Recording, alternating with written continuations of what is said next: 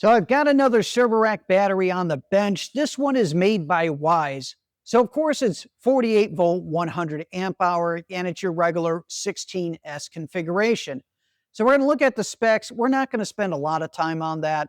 We are going to tear it down because that's what I'm most interested in. I like to see how well that these batteries are built, and I've teared apart enough of these that there's a pretty big difference in build quality. So we'll see what this is like on the inside. Of course, we'll charge it up, do a capacity test. Now this time, I'm using a different capacity tester. This one actually built. So we'll be using the new capacity tester. It actually has a Victron shunt in it, so it should be extremely accurate. And then we'll finish off with my overall summary and my thoughts on the battery. Let's begin. All right, it's got your standard terminal covers, terminal screws, server rack battery ears.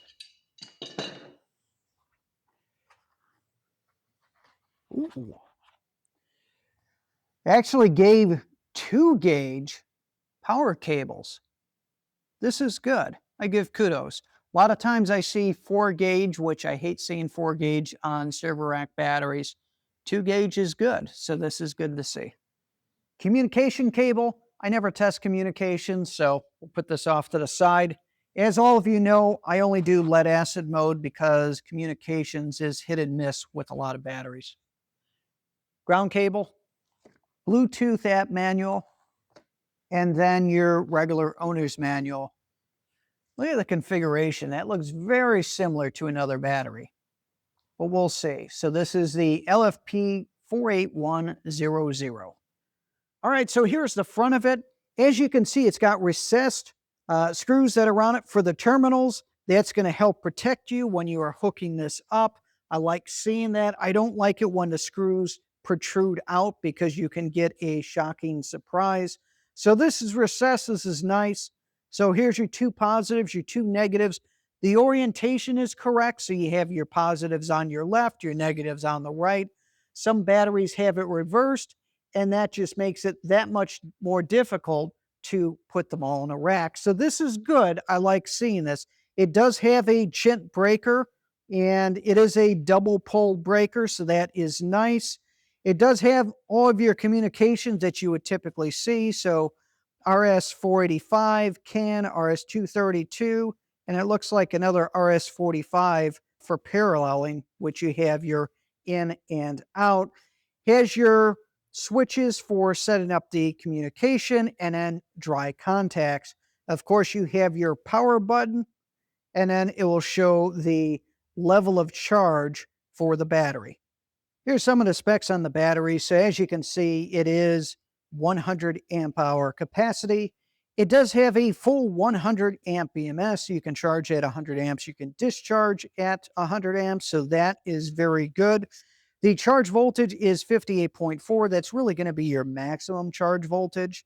I don't believe that this has internal heaters into it. And I see that the minimum charge temperature is 32 degrees. Now it is 103 pounds. What's interesting is it does say that the short circuit current is 1500 amps for 200 milliseconds.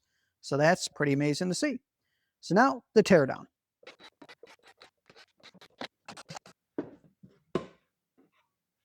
First thing, it does have fiberboard on the case, so this will help protect it if for some reason there was any sort of damage from the top.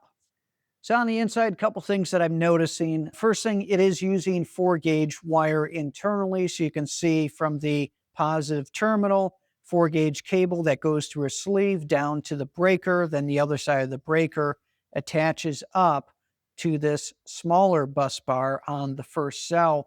Your negative is right here connected to the negative terminal. What's interesting is they could have connected it to this terminal and probably saved a couple inches of copper, but it is using 4-gauge wire. It goes through a sleeve once again. It is zip tied, and that goes to the BMS and ultimately from the BMS to this cell here. Now it does use twin wires instead of the single 4-gauge going to this terminal, which is perfectly fine. I do see that it does have 4 temp sensors, so here's 2 of them, and then here's the other 2. So that is good to see. Obviously, you have all of your balance leads, which are connected to all of the cells. It does have fiberboard not only on the outside, but in between each one of the cells, which I also like to see. It does use this glue to kind of hold the fiberboard in place on each side. The wire management is good. I do see zip ties all the way across to try to hold the wires. Then on the BMS, there's a lot of this sealant holding the cables on, but it's missing from this one, and it's actually is sticking out just a little bit. I needed to seat this. So you're going to want to have a little bit of glue there to hold that just in case there's any sort of shipping vibration. Other thing that I notice is that the bus bars are a little bit smaller. So on a lot of them, there'll be larger bus bars. These are a little bit smaller, but I think it's the layout determined that with fitting these in. It's plenty fine for putting out your 100 amps that this can do, but it is a little bit smaller than the HumSync and Watt Cycle and a few other ones that I've seen. But overall, the build quality is good. The BMS is off to the side. So here's the front, here's the side. So it is off to the side, which is a little bit different from some of the other configs that I've seen, but it definitely works out well in this case. Now for the terminals, I do see that there is markings on this cable to show that it was torqued down. Some of the other power cables I don't, but I've checked them. Everything is nice and tight. Once again, it does have a pretty good build quality. So, I mean, the wire management is good. The components appear to be good. I can't tell what kind of cells are in this. I wish I could, but unfortunately, there's no way to, to read the QR code with how it's assembled together. So I'd have to, unfortunately, probably destroy the battery to be able to see it. I do see that it does have prismatic cells. It's got that nice typical blue wrapper that you would see on the outside. One other thing that I notice is it does not have fire suppression built into it. So what that means is this would not be UL listed. I didn't see anything in the literature that said UL listing, but one of the requirements of UL listing is having fire suppression built into it. All right, so the battery is fully charged up. Now I'm going to do the capacity test. So here's my tester that I put together. So this has got a Victron shunt on the inside. It has a screen. It is Bluetooth, so I can see it on my phone.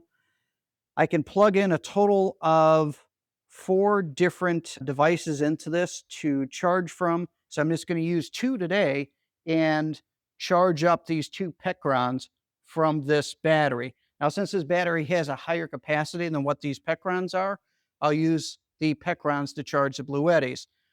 Total of 7,000 watts capacity there. These are about 85% depleted, so should work perfect for this test. That battery holds a little over 5,000 watts total.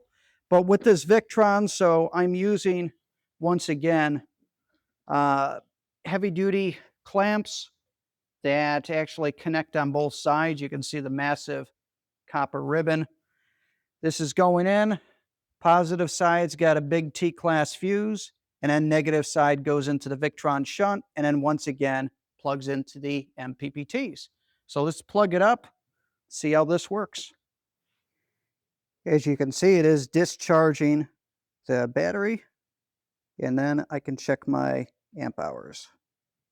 And then on my 2 Pecrons, top one's drawing 538 watts, and the bottom one is 545, so that would be 0.2 C draw on the battery.